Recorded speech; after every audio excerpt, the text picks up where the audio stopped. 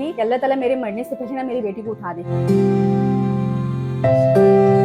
क्योंकि वो ये सोचती थी कि मैं नहीं रहूंगी तो पता नहीं मेरी बेटी के साथ क्या होगा, उसके भाई लोग ख्याल नहीं रखेंगे, उसके माइंड में ये चीज़ें होती थी। मजलिस में कहीं जाती हूँ, किसी फंक्शन में जाती हूँ, किसी शादी में जाती हूँ तो लोग व्हील चेयर से बहुत दूर भाग रहे होते हैं और वो ऐसे लगता है कि ना उनको मुझे कोई बीमारी है, शायद उनको भी लग जाएगी, उनको बच्चों को लग जाएगी। बच्चे भी व्हील चेयर को हाथ लगा रहे होते हैं ना तो उनको रोक रहे होते हैं कि नहीं हाथ नहीं लगाओ, ऐसा होगा वैसा होगा, मतलब ऐसा बच्चों को भी खौफ दिला रहे होते हैं। मैं समझती हूँ हमारे माशरे में एक लड़की होना एक बहुत बड़ा मसला है। अगर साथ में डिसेबिलिटी भी हो तो ये बहुत सारी चैलेंजेस को फेस कर रही होती है। एक कार होता है, अगर वो एक्सीडेंट होता है, अगर उसका दरवाजा खराब है ना तो वो सिर्फ दरवाजे ही काम नहीं करेगा, उसकी पूरी बॉडी काम करेगी। और पोलियो में भी यही होता है। यहाँ पर आने के बाद मैंने ऐसी डिसेबिलिटीज देखी हैं जिनको सेंसेशन तक नहीं होती है। उनकी यूरिन स्टूल, उनके बेड स्टोल्स, ऐसे बेड स्टोल्स मैंने देखे हैं शायद मैं कभी सोच भी नहीं सकती हूँ कि जिनमें पूरे हाथ जाते हैं अंदर सफाई करवाने के टाइम पे उनके। मेरे कजन ने किसी बच्चे को देखा था इलेक्ट्रिक व्हील चेयर पे, तो उसके माइंड में ये चीज आया कि यार मैं शाइना के लिए ऐसी व्हील चेयर खरीदूंगा जो है शाइना भी कभी अपनी मर्जी से बाहर जाएगी। 2022 में जो है पूरे वर्ल्ड से 6 लोग सिलेक्ट हुए थे और पाकिस्तान से मैं नॉमिनेट हो गई थी। अल्हम्दुलिल्लाह आज वही शाइना है जो एक टाइम पे मेरी फैमिली समझती थी कि ये हमारे ऊपर बोझ है। बिस्मिल्लाहिर्रहमानिर्रहीम, अस्सलाम वालेकुम। दस्तक टीवी के साथ मैं हूं महमसरा।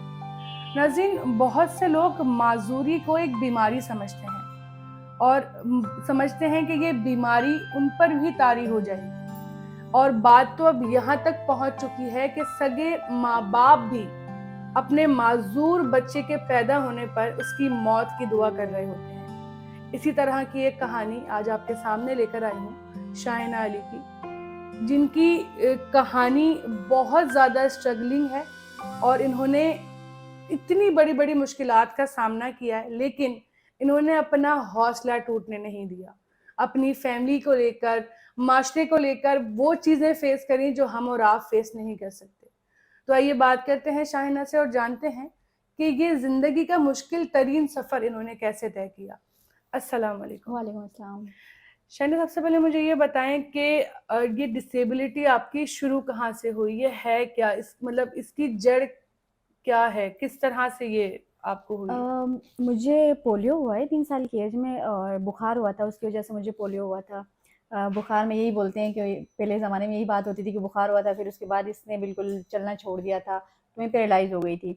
जब डॉक्टर्स को दिखाया था तो फिर उन्होंने बोला था कि आपकी बेटी कभी नहीं चल सकती है। मेरे ताल्लुक जो है गिलियत बल्तिस्तान से, मैं आपको बता दूँ, क्योंकि मैं कराची की रहने वाली नहीं हूँ और वहाँ पे लोगों को डिसेबिलिटी का इतना ज़्यादा अवेयरनेस नहीं है। आपको पता है कि गिलियत बल्तिस्तान में एजुकेशन का लिटरेसी है वो बहुत ज़्यादा है, पर बदकिस्मती से पर्सन विद डिसेबल के लिए बहुत सारे मैं समझती हूँ कराची जैसे शहर में एक्सेस का बहुत बड़ा इशू होता है जिसकी वजह से हम लोग नहीं पढ़ पाते। तो वहाँ पर भी यही है कि पढ़ते तो हैं लोग, बदकिस्मती से डिसेबिलिटी की कोई सब्जेक्ट आपको नहीं पढ़ाई जाती है, तो लोग इस चीज़ से अवेयर नहीं होते, उनको नहीं पता होती। तो मुझे 3 साल में की एज में जो है वो पोलियो हुआ था। 3 साल की एज में? अच्छा, उस वक्त तो बचपना था, बिल्कुल। पता नहीं चला होगा कि ये क्या है क्या नहीं है, इसको लेकर कितनी चीज़ें मुझे फेस करनी पड़ेंगी इन फ्यूचर। तो जब इस चीज़ का पता लगा और अंदाज़ा हुआ कि ये मेरे लिए इतना ज़्यादा क्रिटिकल ना हो लेकिन लोगों के लिए बहुत ज़्यादा है, बिल्कुल। तो फिर किस तरह से उसको फेस करना शुरू किया? मैंने अपनी ज़िंदगी के तकरीबन 22 साल सिर्फ़ एक व्हीलचेयर की पता नहीं होने की वजह से समझ लो, या ना होने की वजह से जो है ज़िंदगी के 22 साल सिर्फ़ मैंने क्रॉल किए और मुझे नहीं पता था कि व्हीलचेयर पे बैठ के हम कितना स्मार्ट काम कर अब सकते उस वक्त हैं। गिलगित में ही थी? बिल्कुल। और 2018 में जो है हम लोग, आपको पता है गिलियत बल्तिस्तान में जो है सर्दी बहुत ज़्यादा होती है। सर्दियों बिल्कुल। में हम लोग कराची आते थे, फिर गर्मियों में चले जाते थे। मेरी लाइफ़ कुछ इस तरह की चल रही थी। मैंने बताया कि ज़िंदगी के मैंने 22 साल क्रॉल किए और 2018 में 17 में मैं कराची आई थी और 18 में जो है मेरे कज़न ने किसी बच्चे को देखा था इलेक्ट्रिक व्हीलचेयर पे, तो उसके माइंड में ये चीज़ आया कि यार मैं शाइना के लिए वैसी व्हीलचेयर खरीदूँगा, जो है शाइना भी कभी अपनी मर्ज़ी से बाहर जाएगी। तो उसने आके मेरे घर पे बता दी ये बात। पहले तो उससे उस बच्चे से पूछ लिया कि आप इलेक्ट्रिक व्हीलचेयर कहाँ से लेके आए हैं? तो फिर उस बच्चे ने बोल दिया कि मैं जापान से लेके आई हूँ। उसने बड़ी हाई-फाई बताया, तो मेरी जो कज़न था वो परेशान हो गया कि हम लोग इतना तो अफ़ोर्ड नहीं कर सकते कि मैं जापान से आपके लिए एक व्हीलचेयर लेके आऊँगा, ये मँगवा, इस तरह का। वो काफ़ी परेशान हो गया। लेकिन जब उस बच्चे को फ़ोर्स किया तो फिर बच्चे ने बताया कि एक सेंटर है, वहाँ पे ना व्हीलचेयर्स मिलते हैं। तो मेरे कज़न जो है वो उसने इस सेंटर का विज़िट किया था, डिसेबल वेलफेयर एसोसिएशन का।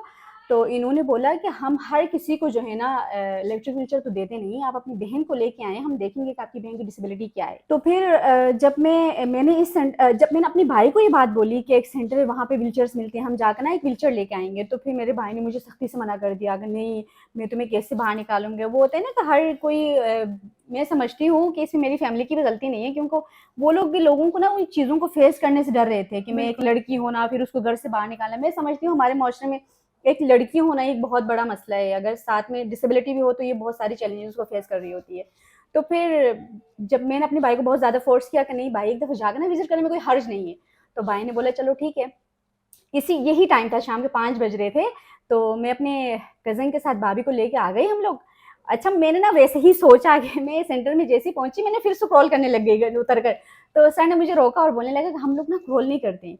उस टाइम मैं अपने आप को एक्सेप्ट नहीं कर रही थी कि अच्छा मैं ऐसी जैसी भी हूँ बहुत अच्छी हूँ, क्योंकि लोगों को फेस करना बहुत बड़ा मसला होता है, सही। बहुत बड़ा चैलेंज होता है कि लोग मुझे देख रहे हैं और बातें करेंगे लोग मेरे ऊपर, इस तरह के बहुत सारी ख्यालात आते थे। मैं नहीं जाती थी घर पे, मेरा घर चौथे फ्लोर पे था उस टाइम, और मैं तकरीबन जब भी मैं उस घर से पूरे बिल्डिंग में किराएदार रहते थे, हम लोग रेंट पे रहते थे, हम मैं जैसे उतरती थी और चढ़ती थी ना, वो अल्लाह जानता है और मैं जानती हूँ, तो मैं पूरा मिट्टी में भर जाती थी, क्योंकि पूरा मिट्टी भरा होता था सीढ़ियों पे। और मुझे खुद भी नहीं पता होता था कि मुझे एक व्हीलचेयर पे कैसे अच्छी लगूंगी या इसे बैठ के मैं कैसे काम करूंगी। ये सारी चीज़ें मेरे लिए बहुत ज़्यादा यूनिक थी। जब मैंने यहाँ की विजिट की तो हर बंदा एक व्हीलचेयर पे बैठ के बहुत ही एक इंडिपेंडेंट लाइफ गुजारा था, बहुत अच्छी ज़िंदगी गुजारा था, बहुत स्मार्ट वर्क कर रहा था। जब मैंने सबकी स्टोरी सुनी तो किसी ने शादी की थी, लव मैरिज था, वो पढ़ रहे थे, जॉब कर रहे थे, अच्छी सैलरीज थी, बहुत स्मार्ट लग रहे थे। ये सारी चीज़ें देख के ना मैं बहुत ज़्यादा इंस्पायर हो गई इनकी सारी चीज़ों को। फिर सर जावेद रईस जो थे यहाँ डिसेबल वेलफेयर एसोसिएशन का जो फाउंडर है, उन्होंने मुझसे एक सवाल किया कि शाइना सिर्फ एक व्हीलचेयर चाहिए आपको या आप ज़िंदगी में कुछ करना चाहते हैं, उसका ये वर्ड्स था। तो मैंने बोला कि सर मुझे पढ़ने का बहुत शौक है, क्योंकि बचपन में मेरे अल्हम्दुलिल्लाह मेरे 3 भाई हैं और नॉन डिसेबल हैं। वो लोग जब पढ़ने जाते थे ना तो मुझे तड़प होती थी कि मैं हम बैठ के ख्वाब देखा करती थी कि अल्लाह ताला मुझे एक दिन ऐसा होगा कि गाड़ी आएगी, मैं भी पढ़ने जाऊँगी, ऐसा करूँगी, वैसा करूँगी। अपने आप से ख्वाब देखती थी। जब मैं अपनी फैमिली को इस तरह की कोई बात शेयर भी कर रही होती थी, तो मेरे अब्बू के वर्ड्स होते थे कि तू पढ़ के क्या करोगी, छोड़ दे, 2 वक़्त खानी तो चाहिए, तुम घर पे बैठ के खा लोगी, तेरे भाई लोग करेंगे तेरे लिए, इस तरह के वर्ड्स होते थे। और कितनी दफ़ा तो मेरी अम्मी ये बोलती थी कि अल्लाह ताला मेरे मरने से पहले ना मेरी बेटी को उठा दे, क्योंकि वो ये सोचती थी कि मैं नहीं रहूँगी तो पता नहीं मेरी बेटी के साथ क्या होगा, उसके भाई लोग ख्याल नहीं रखेंगे, उसके माइंड में ये चीज़ें होती थी। तो अल्हम्दुलिल्लाह पिछले साल मेरी अम्मी जब गिलगित से आई थी यहाँ पे, तो मैं अपनी अम्मी को डॉक्टर के पास लेके गई, उसकी तबीयत ख़राब थी। तो रास्ते में मैंने हँसते हुए अपनी अम्मी से बोला कि अम्मी, कभी-कभी इंसान ना नाउम्मीदी में बहुत सारी बातें कर रहे होते हैं। तो वो वर्ड्स ना मेरे दिल पे लगते थे जब मेरी अम्मी मेरे सामने ये वाली वर्ड्स यूज़ करती थी कि अल्लाह ताला मेरे से पहले ना मेरी बेटी को उठा दे। तो देखा आपने कभी सोचा था कि मैं आपको डॉक्टर के पास लेके जाऊँगी? तो अम्मी भी हँसने लग गई कि नहीं, मैं तो अल्लाह ताला का बहुत शुक्र अदा करती हूँ कि अल्लाह ताला ने तुम्हें इस काबिल बनाया।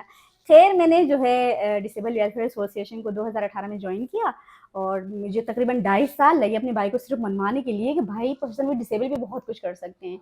तो इस चीज़ को नहीं मान रहे थे भाई कि नहीं, मैं पता नहीं ख़ानदान वाले क्या बोलेंगे, घर वाले क्या बोलेंगे, बहुत सारे मसले होते थे ज़िंदगी में। अच्छा, मैंने कभी भी यहाँ पर जितनी भी पॉजिटिव बातें होती थी, मैं हमेशा जाकर घर पे वो चीज़ें बताती थी, कभी नेगेटिव बात नहीं बताती थी। बेशक मैं रातों को नहीं सोती थी टेंशन से, पर घर पे कभी शेयर नहीं करती थी कि मेरे साथ एक ऐसा कोई मसला हुआ है या मैं परेशान हूँ, इस तरह का कुछ भी नहीं बताती थी। तो यहीं से मैंने 2.5 साल बेसिक एजुकेशन लिया, उसके बाद अल्हम्दुलिल्लाह मैंने अल्लामा इकबाल ओपन यूनिवर्सिटी से मैंने मैट्रिक कर ली। आज मैं सेकंड ईयर की स्टूडेंट हूँ। डिसेबल वेलफेयर एसोसिएशन में एज़ अ वुमेन कोऑर्डिनेटर, जितने भी लड़कियाँ आती हैं मुझ जैसी, मैं उनकी ट्रेनिंग करवाती हूँ इंडिपेंडेंट लिविंग पे। और डिसेबल वेलफेयर एसोसिएशन का एक प्रोजेक्ट है इंडिपेंडेंट लिविंग पे काम करता है जो, उसमें मैं एज़ अ ऑफिस असिस्टेंट जो है जॉब करती हूँ, अल्लाह का शुक्र है। अच्छा, अभी आपको अमेरिका की तरफ से कोई अवार्ड वगैरह भी जी, कुछ बिल्कुल। मिला है? 2022 में जो है पूरे वर्ल्ड से, अच्छा उनका एक सेंटर है हेनरी स्काडी के नाम से, आप अगर सर्च करेंगे तो उसमें 2022 में जो है पूरे वर्ल्ड से 6 लोग सेलेक्ट हुए थे और पाकिस्तान से मैं नॉमिनेट हो गई थी। तो अल्हम्दुलिल्लाह आज वही शाइना है जो एक टाइम पे मेरी फैमिली समझती थी कि ये हमारे ऊपर बोझ है। मतलब कि एक लड़की होना मेरे लिए समझती हूँ कि बहुत बड़ा चैलेंज है, और साथ में डिसेबिलिटी होना तो बहुत सारी चीज़ों को फेस कर रही होती है बिल्कुल वो। ऐसे ही है। पर अल्हम्दुलिल्लाह आज वही फैमिली जो है उसी को सपोर्ट करती हूँ मैं। उसके अलावा मैंने लोग मुझे बोलते हैं कि आपको अवार्ड मिला, आप जॉब करती हैं, फैमिली को सपोर्ट करती हैं। मैं समझती हूँ मैंने कभी ये नहीं बोला कि ये मेरी कामयाबी है। अगर कोई मुझसे मेरी कामयाबी पूछेंगे तो मैं ये समझती हूँ कि वही फैमिली जो मुझे बोझ समझती थी या कुछ समझती थी, आज मुझे अपने ज़िंदगी के फैसलों में शामिल करते हैं। हर चीज़ मुझसे पूछ के कर लेते हैं। तो आई थिंक मेरी जो कामयाबी है वो ये है कि मैंने अपनी फैमिली को मनवाया इस चीज़ के लिए। अच्छा, आप चूँकि काम भी कर रही हैं, लोगों को जो है यहाँ बिल्कुल। पे जो आते हैं इस तरह के और मज़ीद केसेज़ जो बहुत ज़्यादा डिमोटिवेट हुँ, हुए हुए होते हैं बाहर की दुनिया से, उनको भी आप एक तरह से मोटिवेट करती हैं और उनको बिल्कुल। जीने की उम्मीद देती हैं। तो क्या एक्सपीरियंस रहा है आपका खुद का भी पर्सनली और बाकियों का भी? आपने ज़ाहिर-सी बात है आपने सुना भी होगा उनसे, जो चीज़ें उन्होंने फेस करी हैं आप हुँ। जानती होंगी। किस-किस तरह से लोग डिसेबिलिटी को ट्रीट कर रहे होते हैं? हमारे मुल्क में ना बदकिस्मती से कोई डिसेबिलिटी का सब्जेक्ट आपको नहीं पढ़ाई जाती है।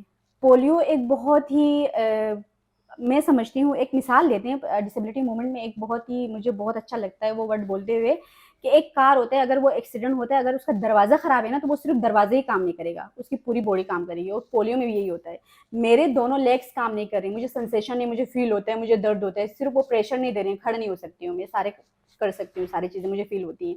यहाँ पर आने के बाद मैंने ऐसी डिसेबिलिटीज़ देखी हैं, जिनको सेंसेशन तक नहीं होती है। उनकी यूरिन, स्टूल, उनके बेड सोल्स ऐसे-ऐसे बेड सोल्स मैंने देखे हैं शायद मैं कभी सोच भी नहीं सकती हूँ कि जिनमें पूरे हाथ जाते हैं अंदर सफाई करवाने के टाइम पे उनके। और ऐसे मैंने केसेस देखे हैं जो खुद से पानी नहीं पी सकते हैं, जो खुद से वॉशरूम नहीं जा सकते हैं। वो सारा हमारा इदारा जो है उनको पर्सनल केयर अटेंडेंट देता है, उनके सारे पर्सनल जितने भी काम होते हैं डेली बेसिस पे वो सारी चीज़ें सिखाते हैं। अच्छा डिसेबल वेलफेयर एसोसिएशन का जो काम है वो ये है कि पर्सन विद डिसेबल को हम लोग पहले तो उनकी एजुकेशन पे काम करते हैं, उनकी हेल्थ पे काम करते हैं। आपको अपनी डिसेबिलिटी को एक्सेप्ट करके अपनी लाइफ को किस तरीके से मैनेज करके चलनी है, ये सारी चीज़ें सिखाते हैं यहाँ पे। ये किसी स्कूल, कॉलेज, यूनिवर्सिटी में आपको नहीं सिखाई जाती है। वैसे मैं सवाल आपसे ये पूछ रही थी कि जो आउटसाइडर हैं, हुँ। वो किस नौइयत की बातें कर जाते हैं अक्सर आप लोगों के साथ? मुझे तो आज तक नए-नए वर्ड सुनने को मिलते हैं, मुझे कभी-कभी बहुत हैरत होती है।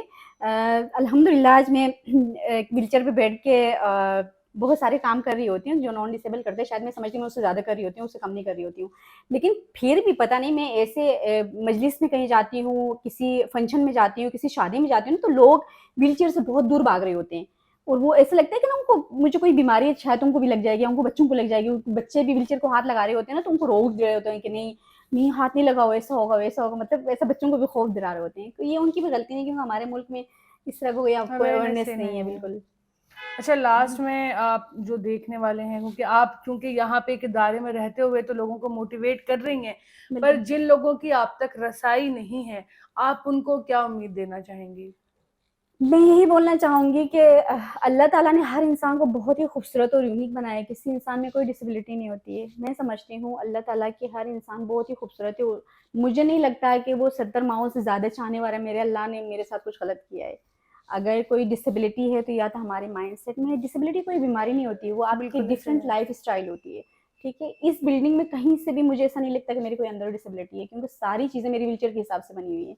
चाहे वो वॉशरूम हो, रूम हो, टेबल हो, सारी चीज़ें, चेयर हो, किचन हो, आपको जहाँ पर भी लगेंगे मैं अपनी व्हीलचेयर लेके मूव करती हूँ, मैं खुद खाना बनाती हूँ, यहाँ पे मैं खुद कपड़े वॉश कर लेती हूँ, मैं खुद शिफ्टिंग कर लेती हूँ, मैं खुद तैयार होती हूँ एक नॉन डिसेबल की तरह। तो मुझे लगता है जो लोगों ने अपना एक मुआशरा बनाया हुआ है ना, वो हमें डिसेबल करता है। लोगों की एटीट्यूड हमें डिसेबल कर रही होती है, बाकी किसी इंसान में कोई डिसेबिलिटी नहीं होती है। ये बड़ी खूबसूरत बात उन्होंने करी है कि लोगों का जो रवैया है और लोगों का जो रिस्पॉन्स होता है किसी माज़ूर को देख के, वो उसको ज़हनी माज़ूर भी कर देता है अगले बंदे को। तो लाज़मी इस वीडियो को शेयर करें और उन लोगों तक लाज़मी पहुँचाएँ, जो इस तकलीफ़ से या इस डिप्रेशन से गुज़र रहे हैं, क्योंकि आपके अगर अंदर किसी न किसी चीज़ की कमी अल्लाह ने दी है, तो उस कमी को रिकवर करने के लिए कोई बहुत बड़ा हुनर भी आपको यकीनन दिया होगा, तो उसका इस्तेमाल करें और अपनी माज़ूरी को अपनी मोहताजी ना बनाएँ।